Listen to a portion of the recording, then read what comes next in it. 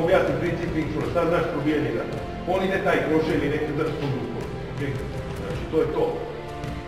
Kad on krene, sad da ga ne bi povredio, jel? To će mu glava letiti tamo, taj krošaj normalno ti će da blokiraš. Ali da vam objasnim, znači, šta je poen. Znači, on kad je krenio, tom rukom bi okoli udarac, znači mora bude uvijek. Ali ne ovo vratiš, pa pračka pa dok ne udariš. Znači imaš tenziju da opali napred. Ok? Znači, ok? Samo to sad za početak da vedu. Bam! Ok? Znači ova ruka je. U ovom momentu, ima tenzija prema napred i prema napred.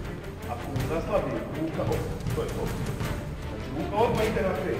Da ide ovo sad ti si blokirao, pa mi će ide ovo vratio se i tako. Jer je ovo krene kad ti je zapretala. Znači ona je kuća svoji glavi.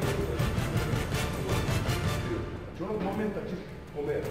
Čim nestaje glave, bilo gdje nestaje, pomeri se tu, ideš na ruku. Pomeri se, bilo gdje da se pomeri, ideš na ruku. Znači da osjetiš, znači da imaš luk da može proći. Znači namestili smo i na luk, to je to. Ok? Znači se umrli, znaš što je to. Čim ima luk, to je to. Ok, ne sad, nemamo luk, to je te. Nemamo luk, pravi. Sad ovo bude lak. Malo ovo treba da zrađe. Direktno naprijed. Znači namestiš i to je to. Treba taj milimetar.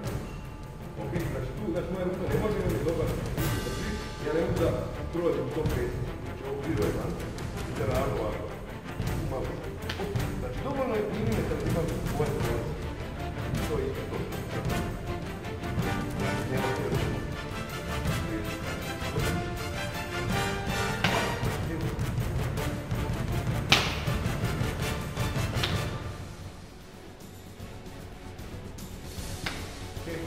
To sam bilo. Ne piše se, ruka ide naprijed i odavde milimetar sam to. To. Slušaj dobro. Ne da bude ovo kod sekirom ovako. Opet pa kroči. Samo do kruži. Ok. Znači ta ruka je tu i taj kročaj. Znači opet tu. Znači ona je poživila, razumeš ti. Taj pačao je tu i on što ne ide stopa. Znatiš? Ok.